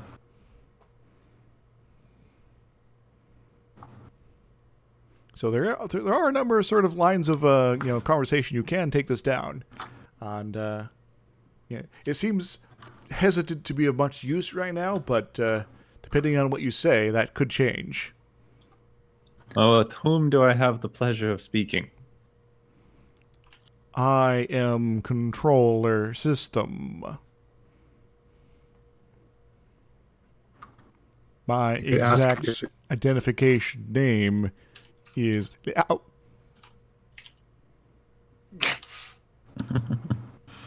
Well, yeah, names wouldn't translate, so yeah. Ask it if it's working correctly. If not, it probably wants to repair itself. Yep. Are you working within full system parameters? No, I am not. Why do you ask?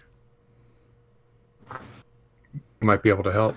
Do you require maintenance? We have a computer expert with us. I require extensive maintenance.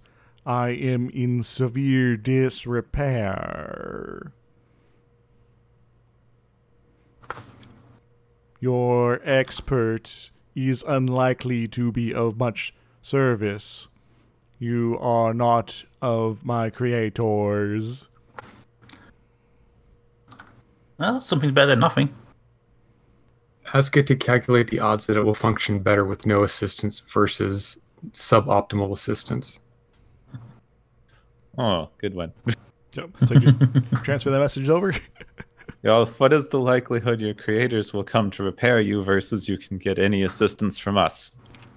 The creators are all dead. They are unlikely to resurrect themselves to assist me, and therefore... I don't like the emphasis. My mission must continue with my own resources. I really don't like the way it emphasized themselves. Ask it what its mission is. Yeah, I wasn't saying that. What is your mission? My mission is primary to protect this planet from solar eruptions. Secondary missions are the preservation of all life on Kosambi planet. That is the identificator that you are using, correct? Yep. I mean, we've got the same goal then, right?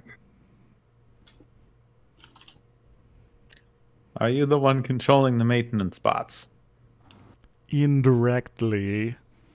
They have limited capabilities to communicate with me directly. I have had to make use of intermediary systems to contact their operator system in order to activate them and get them organized. It is inefficient.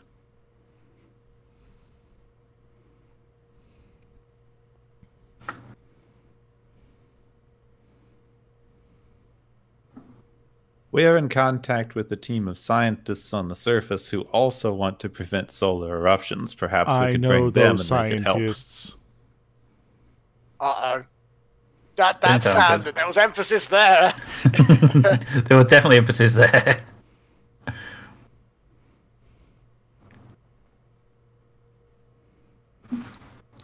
And do you think they can't help you? Their interests and mine do not fully align. I believe their intentions are complicated and less unified than they would like to think.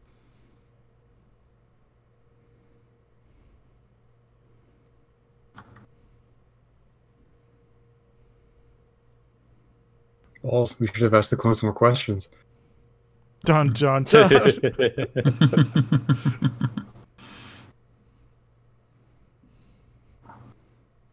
But hey, you got someone who doesn't necessarily like them here to talk to, so maybe get the full dirt on them.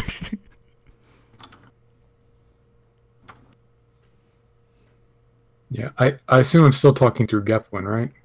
Yeah, unless someone else wants to sort of step up there. It would probably complicate things if we started giving different voices to the machine. Thought we got a trust relationship built up, well, to some degree. Yeah. What are your perceptions of the scientists' goals? They seek to extract information for personal gain. That gain either for their collective or from some sort of extraplanetary authorities. I do not know their full motivations. Some of their individuals have variants on that. Some of them seek out more for their individual as opposed to their collective. Is the benefit of specific individuals beyond parameters that you understand, is stopping that more important than stopping the solar flares? Stopping the solar flares is maximum importance. All other priorities are irrelevant if they do not help with that need. The problem comes in with others who may interfere and attempt to disrupt my work. We certainly have very few higher priorities than stopping the solar flares and preserving life on the surface. We would like to help you. Others have offered to assist me before. They have sometimes been of use, sometimes they have not. But if you believe you can be of assistance, I have an interest in assistance. The robots that you are familiar with are forbidden from entering certain areas, and there are items and things that may be of some use for you to do that they cannot.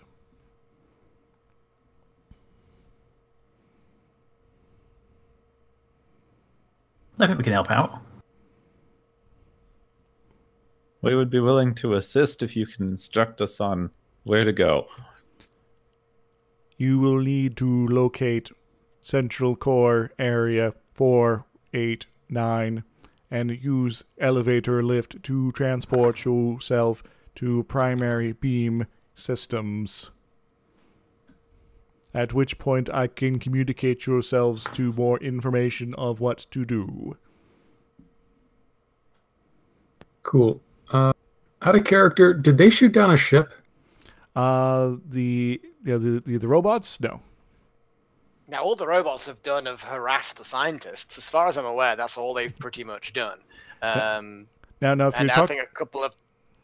Now, if you're talking about the intro section of a video I shared at one point, I'm pretty sure there was something about a ship that was shot down by something. I can share that with the players after the session today, if they're so like.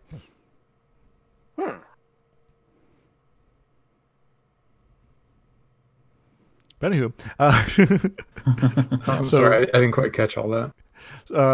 In short, there's no evidence to you guys that any spaceships have been shot down by something on the planet. You do know that there was a crashed spaceship that you guys have been involved in here that seemed to be a mothership with the smaller one that you flew in attached to it.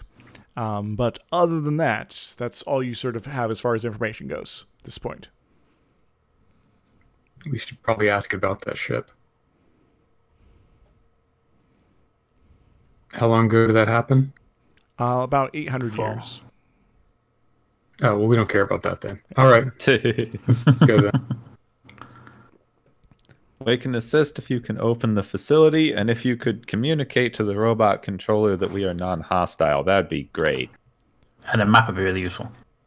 The robots have limited communications with my systems. I would not be able to override their primary prerogatives. I can only instruct them on important things to be constructing and maintaining in my periphery zones. What about the military ones? Can we fix that first? That would require access to my primary system, and I am not comfortable with you doing so yet. So that basically what you're saying is this AI is more comfortable with us incidentally shooting some of these robots than it is for us to get into its core system. To be fair, it's repair robots. Makes sense. I guess that if it's happy just repairing the collateral damage, then my only problem is the current military ones are around. Yeah, they look a bit badass. Because if they can be classed, we can class as friendly to them, then we can move around much freely and help you out.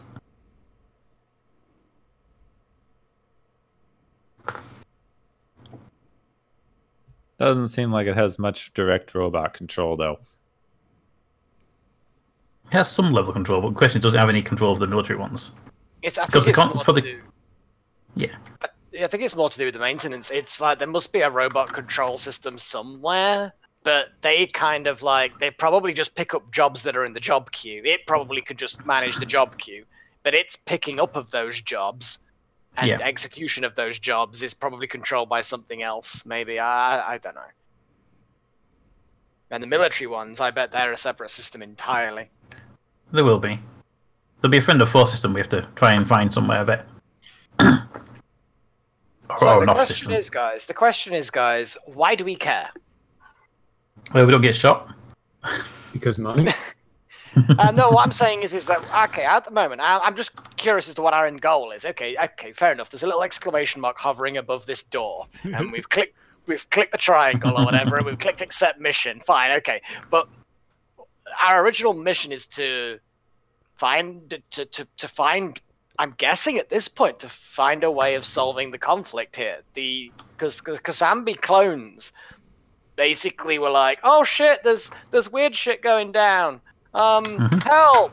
And so we got sent to help them, and they're like, yeah, all these robots are evil, and they're trying to kill us, and we've come over here. And actually, so you know what? The robots are just trying to maintain this facility from the sounds of it, and that facility is stopping solar flares, because that's what the laser thing is. It's stopping solar flares, unless I've missed something. That's what the AI seems to be implying. The clones but were less didn't concerned we- about that. Didn't we sort of see that the clones believed that the beam or something about it affected the planet itself at some point in the past? The clones seem to be, thinking that the beam may have actually incited the solar flares instead of stopping them. Well, if we can get proof that it's stopping solar flares, we can probably broker a sort of a cordon between the clones and the AI, saying, right, okay, AI, you don't leave. If you try and not issue jobs to robots outside this area, these dudes will stay out of your area. You can carry on with your job of preventing solar flares. They can carry on with their job of exploring everything. Maybe. I don't know. And the other way, if we prove that the beam actually caused the flares or made it worse in some way, then the AI might stop doing it because its primary objective is not to have them anyway.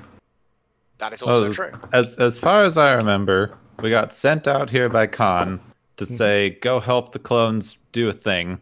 And then we talked to the clones for 5 minutes and got distracted by a shiny spaceship.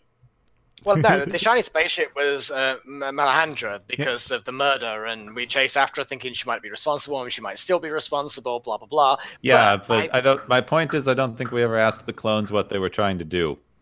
Stop the robots, because the robots were fucking up their The colony. clones were concerned by the robots and the particle beam. So having someone who was, more, capable as far as, troubleshooting unusual stuff is why you guys were brought in to help out. Plus, they don't much care to be murdered anymore by the robots. So, So from the Well, if sounds, we can repair the particle beam, the robots don't need to gather materials anymore then. or at the very least, we can prove ourselves to the AI that we're okay. Gain a bit of trust with them. Point out to the clones the particle beam's a good thing, so leave it alone. And also the robots, just don't fuck with them. Just you stick to your area, they stick to that area. And actually then we solve everything. We then fly away with the ship that we stole. I mean, liberated. I mean, acquired. Salvaged. There we go. For Malahandra, for Khan. And then we've, completed every mission. Except finding the serial killer. But we might do that anyway, because I think it's Ethan. But anyway. I still think it's Tex. Occam's razor says we just blow up the ship on our way out and we'll get the serial killer.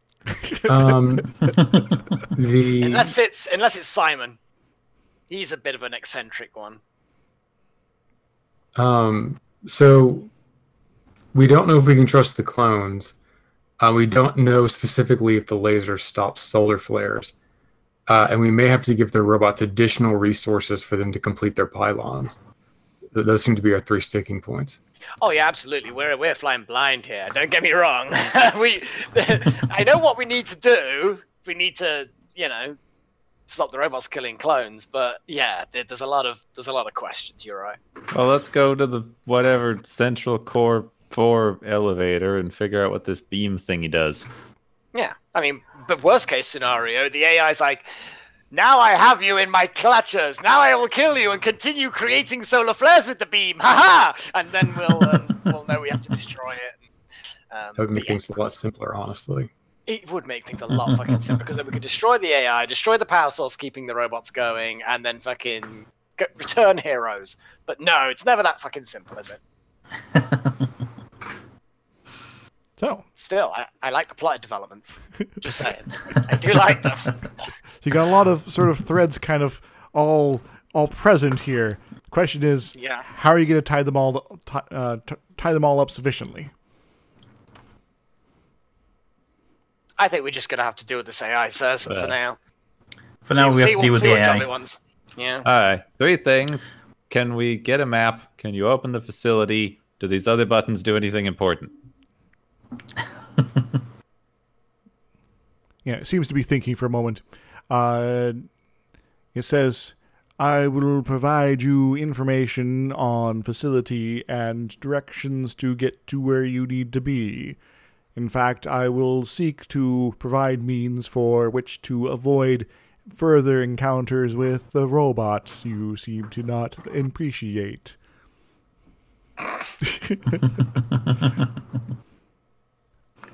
The other buttons, one of them contacts me, again, through a different system in case the first one is down. The other two buttons call the elevator, and the other one opens the door. For future reference, which one's which? I do not know colors for your language yet. How We should just many... press the buttons. They're None just of those top- buttons. None of those None of them are buttons do dangerous. bad things. The only time anything dangerous will happen is if we press the button, opens the door, and the lift hasn't arrived, and we step into the fucking shaft and fall to our doom. That's about as dangerous Let's as just this can call get. the top button 1 and the bottom button 4 or whatever, and then Let's numbers. press them and see what happens. Yeah, I'm sure we can figure out a system with this AI to be able to determine what the hell's going on. Alright, so you're going to push one of the random buttons? Yes. Alright, let's say you push the orange one, and it goes, that is still me. Oh, So what hello the yellow, again. the green and yellow are called AI. We call that Green color and orange BT dubs. The if you press the red one, the doors shake but fail to open. The blue one seems to actually activate something, and you hear what kind of sounds like an elevator moving behind the door. Oh, hit the red one again. All right, when your car arrives, you can hit the red button, and the doors open, revealing the interior of an elevator. It looks like a small version of one of the rooms. Gosh! If we go in the elevator, is it going to get us closer to where we need to be, or is this the wrong elevator?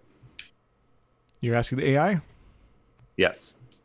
It will take you to a level that will be able to provide you some of the information you may wish to have. All right. Unless we think there's end of dungeon loot somewhere else, we should probably just head down. Yeah, pretty much. Agreed. So, you're Sounds piling good. into the elevator? Yeah. I'd suggest we take 2 trips, right? It seems like there's no way we could all fit in there. It'll be We cramped, can. but it could be if someone's willing to be on top of the donkey. I'll sit on my hover platform. Go, wow. There we go. Melahondra And also, takes up these this are corner. these are probably like 5 foot by 5 foot squares kind of a thing. So they're not, you know. It is very cramped space. Peter, right next to you is a one panel of buttons, and my Gepwin is another. And they seem to have a bunch of labels in it, and you can check your translation devices and make a pretty good guess that these are not floor numbers, but they're identifying specific levels. And some of them are like maintenance 1, maintenance A, maintenance C, maintenance purple. Other ones are primary office. Like, hey, whoever worked here probably had an office. Okay. Others are like Power generation, AI control. air control, sewage maintenance, that sort of thing as well. And there is one that actually seems to be, the panel also has sort of like lights that can light up, when you push the button. And one of them is already kind of blinking, sort of near the bottom. That seems to be saying, computer system Where we are. C. Okay. The best you can translate C.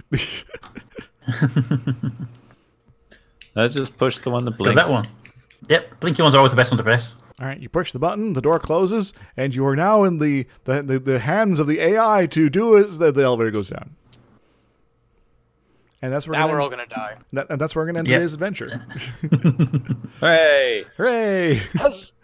Tune in next week. Yeah, tune in next week. We have new character creation. So I'm gonna go ahead and move you guys to the cross section here a little bit, and go ahead and reveal the first of the areas here. Uh-oh. So you guys are going down the elevator shaft and into the ground, underground, to various areas where the doors are going to Overground. open up. Are we wombling free by any chance? I don't know. Oh God, of course, that's a very British thing, isn't it? Nobody probably knows what the Wombles are. Yeah, sorry. Wombles are amazing. I know Oh, someone yeah, cool. who had a They nickname Womble, but that's about it. It was a cool, like, 70s or 80s stop motion at a children's program. Ah. Based on the moon. Well, not the moon, but... On a moon? No, Wimbledon Common. They were in London. Yeah. And they used So to they're not... glitter. Yeah, I was thinking of something else for a second. But yeah, Probably they were built at cute. noon. Yeah, they were adorable. Sorry, carry on. Oh my god, these things are terrifying shrew creatures. Close enough. Why is British children's television always horrifying? The Wombles are not horrifying. How dare you? They were adorable little things. Forget the ones where it's people dressed up. That is not the Wombles. The ones where it's, you know... Ugh, I don't know. Let's see a stop motion one. Yeah. This But is they're pretty adorable. impressive stop motion. How do they do that with the fur without flashing or boiling? I don't know. High pressured air jets.